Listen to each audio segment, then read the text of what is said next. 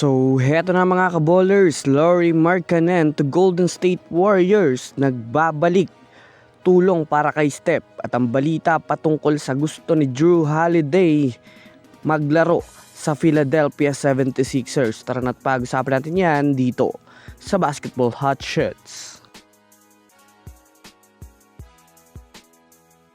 Ngayon nga masasabi natin na hindi pa nga tapos mga kaballers gumawa ng move ang mismong front office ng Philadelphia 76ers.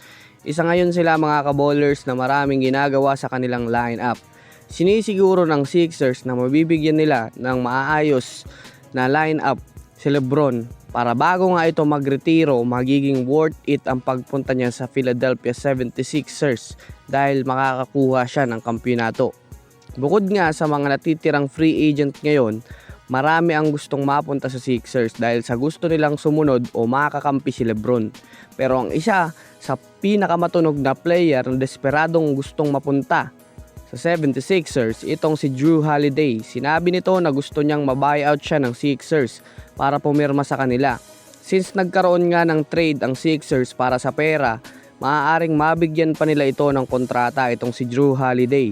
Hindi nga talaga maaaring tanggihan ng Sixers itong si Holiday dahil magaling nga itong point guard, isang tactical defender, mataas ang basketball IQ at lalong-lalo na ang pagiging magulang nito.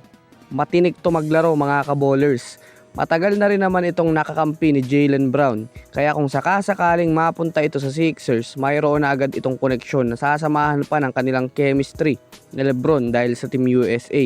Kaya masasabi nating mas lalakas pa ang defensive percentage ng Sixers kapag nakuha pa nila itong si Holiday.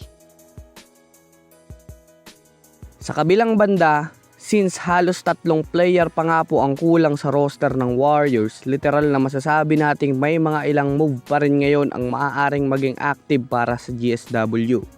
Since injured si Butler, kailangan pa ng Warriors ng at least isang star caliber na maaaring tumulong kay Stephen Curry. Isa ngayon sa muling nabuhay na trade ay itong kay Lauri Markkanen. Sinabi sa report na pwede pang sunggaban ng Warriors si Lauri Markkanen upang magkaroon sila ng at least kadouble ni Stephen Curry sa opensa o makakatulong kay Steph para makaabot ng playoffs, at least hanggang makaabot lang ng playoffs mga kaballers.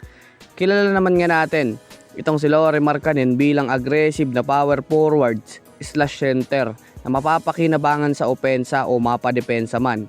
Nag-average nga ito ng 26.7 points, 6.9 rebounds at 2.1 assists per game. Na masasabi natin kung isasabay nga ito kay Butler at Stephen Curry sa playoffs na healthy, magiging mabigat ang lineup ng Warriors. Ngunit base sa report, kailangan ng Warriors mag-trade ng at least isa o 2 key player ng Warriors para makuha itong si Markkanen, at ang possible dito matatanggal itong si Moses Moody, Brandon Podziemski at ang kanilang rookie na si Axel Endeborg na may kasamang mga future lottery picks o draft picks. Kaya labas mga Warriors fans, kung kayo nga ang tatanungin, papayag ba kayo sa trade na ito? Comment nyo na yan sa ibaba.